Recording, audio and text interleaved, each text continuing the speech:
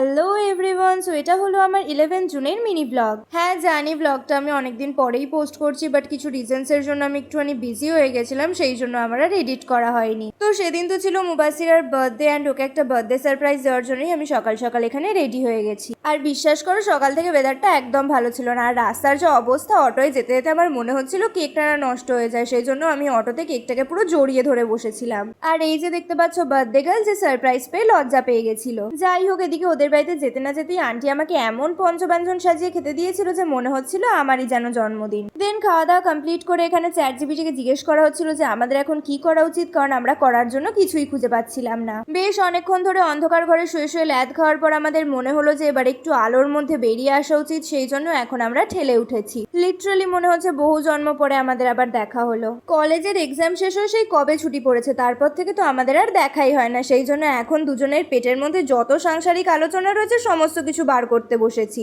জানো তো লাইফে কখনো কখনো আনএক্সপেক্টেডলি এমনও অনেক বন্ডিং ক্রিয়েট হয়ে যায় যেগুলোর কথা আমরা কোনোদিনও ভাবতে পারি না, আর আমাদের কেসটাও খানিকটা সেরকমই। বিশ্বাস করো আমি ওকে ক্লাস 7 থেকে চিনতাম, এমনকি আমরা সেম ব্যাচে টিউশনও পড়তাম, মানে বলতে গেলে প্রায় ডেইলি আমাদের দেখা হতো, কিন্তু কোনোদিনও সেরকম ভাবে ওর সাথে আমার কথা হয়নি। দেন লকডাউনের পর যাও বা একটু একটু বন্ধুত্ব হয়েছিল, কিন্তু স্কুলের লাস্ট 2 বছর তো বলতে গেলে আমাদের মধ্যে কোনো কন্ট্যাক্টই ছিল না। আর তারপর এলো এই কলেজ লাইফ, আর এখন তো ওকে ফ্যামিলি বললেও সেটা কম বলা হবে। জানো তো আমার কাছে বন্ধুত্ব মানে বাইরের লোকের সামনে শো অফ করাটা একদমই নয়। আমার কাছে বন্ধুত্ব মানে হলো একটা সেফ প্লেস। বন্ধু মানে আমার কাছে এরকম একজন যার সাথে দিন শেষে উইদাউট এনি হেজিটেশন তোমার ভালো মন্দ সমস্তটাই তুমি শেয়ার করতে পারবে। জানো তো মাঝে মাঝে আমার ওইটা মনে হয় যে যাদের রক্তের সম্পর্কে বাঁধতে ভগবান ভুলে যান তাদেরই পৃথিবীতে বন্ধু হিসাবে পাঠান। অ্যাকচুয়ালি আমি ওকে আগে থেকে কিছুই জানাইনি, হঠাৎ করে বাড়িতে গিয়ে সারপ্রাইজ দিয়েছিলাম, সেই জন্য ওই রকম বাড়ির ড্রেসেই ছিল। সারপ্রাইজ বলতে সেরকম কিছুই না, ছোট্ট একটা জাস্ট কেক নিয়ে গেছিলাম, আর এই কেকটা আমার একটা ফ্রেন্ড বাড়িতেই বানিয়েছিল, আর ও কিন্তু খুব সুন্দর কেক বানায়।